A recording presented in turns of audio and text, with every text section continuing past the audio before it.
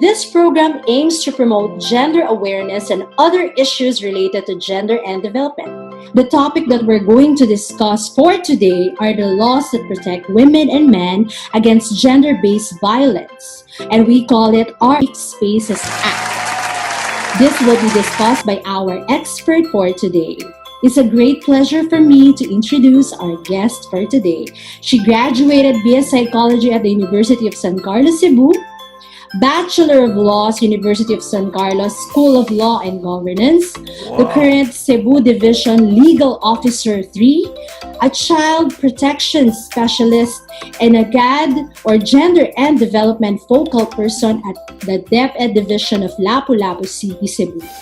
She specializes in education, human resource management and labor, and an active member of the Cebu Lady Lawyers Association, married to a trainer and book author, and blessed with a son. And don't forget, she loves dancing, of course. No other than Attorney Maricar Endico Ruñez, or Attorney Mai. Good afternoon, Attorney Mai. Oh, good afternoon, Teacher Madeline, and good afternoon as well to all our listeners and viewers on Facebook Live.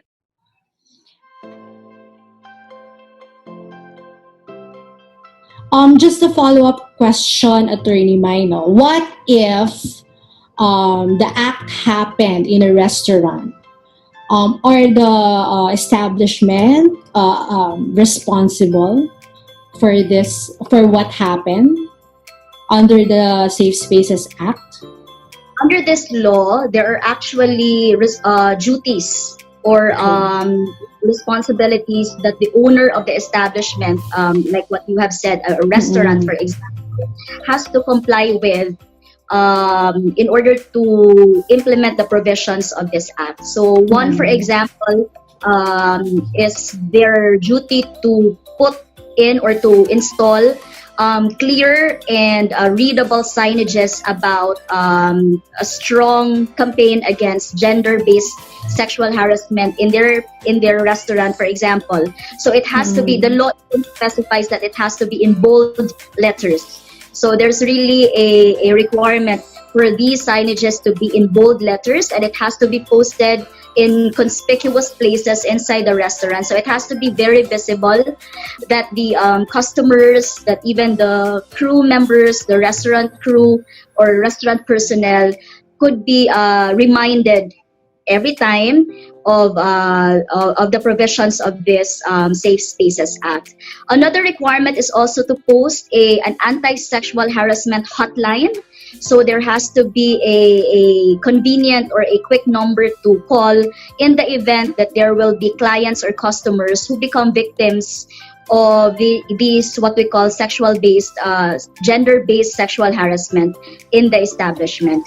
And also, the establishments are also required to cooperate if ever they do have CCTV or CCTV footages of the incident. Then even if there is no court or although the law says there has to be a court order, but if the establishment would voluntarily offer to have their CCTV footages reviewed by the law enforcement, then it would also be very helpful in resolving or in expediting the proceedings of the reported case. So basically, these are the responsibilities that the establishment has to comply with in order to not be considered parang negligent in non-compliance or in not complying with the requirements of this law. If the perpetrator had no intention whatsoever to offend the other person when they gave the remark or when they did the specific act, can they raise that as a defense? Okay. If the victim file a complaint, once the victim file a complaint. We haven't touched on the different kinds of gender-based sexual harassment in this law yet. However, there is a specific section in this law, Section 4 particularly, that states that regardless of the motive of the person committing the act, still it falls under gender-based sexual harassment if committed or if done on streets or in public spaces. So regardless if for him his intention was just merely to probably give a compliment or probably just to make a comment or a remark on a woman, for example. But if the woman felt offended, if the woman felt that her personal space was invaded or was threatened, then that woman can file a complaint for violation of this RA 11313. However, as I have said, the law specifically states that regardless of the motive or regardless of the intention of the perpetrator, then he still becomes liable for it. However, I'd like to specify that that is for the streets and public spaces venue. Because later on, we will know that there are also other places or other venues where this gender-based sexual harassment can be committed. Okay, so under the law, attorney, no, the law does not take into consideration the intention of the person doing the act. If Am I compared right? on streets and public spaces, there is a Yes. specific provision, the section 4 of this law, which states that regardless of the motive of the person committing, then he can still be liable for violation of this act. So they cannot use that as a defense. In other words, for Yes. this particular Venue for the venue. streets and public spaces. Okay. Thank you, attorney, for clarifying that. So what are the specific acts, attorney, under the Safe Spaces Act? Okay. Actually, we can categorize the different punishable acts in this law into 4 general categories. So these categories are based or are grouped according to where or the venue where the prohibited acts can be committed. So number 1, we have mentioned it already, streets and public spaces, because streets is considered or is part of the definition of a public space. So, but the law separately mentions it. But in the definition of public space, you see there that there is also an inclusion of the word street. So it's streets and public spaces. That's the first type of that's the first category of the acts prohibited under this law. And then number 2, we have the online gender-based sexual harassment. So that's gender-based sexual harassment committed with the use of technology, of course, with our social media, internet, and practically the information and communication technology aspect. And then number 3, we have the workplace, so in a work environment. And then the 4th category is the educational and the training institutions. So again, that's streets and public spaces, online, workplace, and educational or Education. training institutions. In the previous law, in RA 7877, it only covered the last 2. We usually call it the wet environment. So WET, it stands for workplace, education, and training institutions. So in the new law, as I have said, there is now an additional 2 venues. That's the streets and public spaces and online. So it now becomes 4 different categories.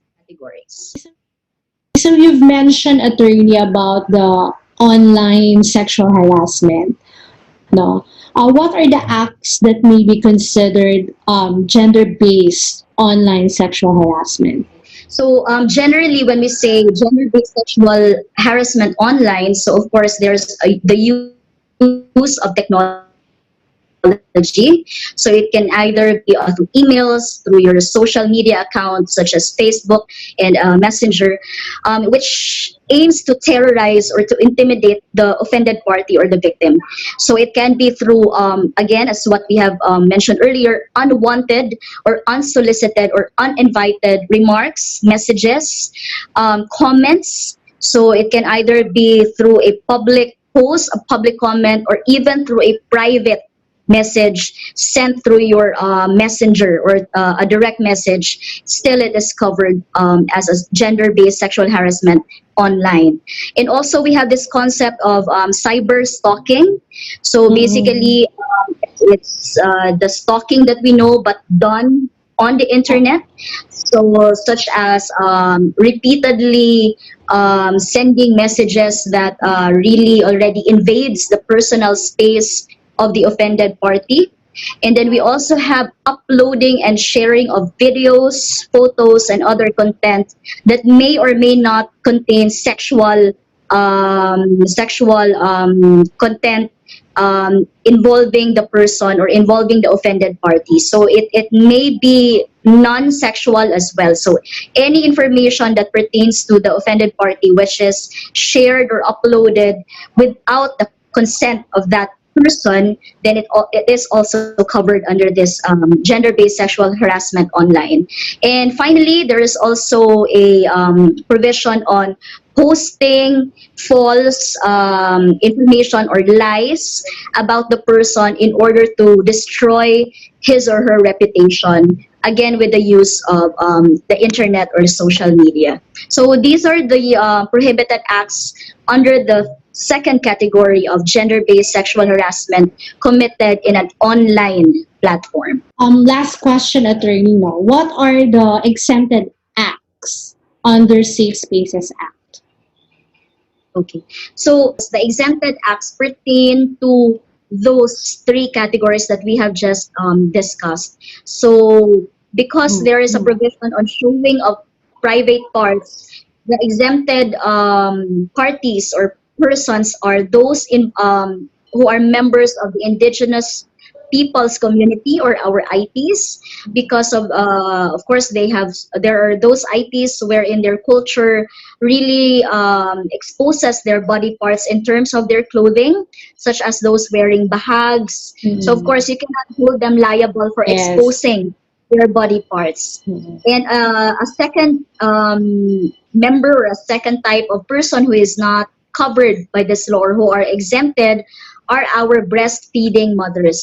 So of course, you do not also penalize them for exposing their breasts during breastfeeding, because of course we advocate breastfeeding here in the Philippines. So those are the two members. Ayan, thank you very much, Attorney Mai. I'm very honored that you're here.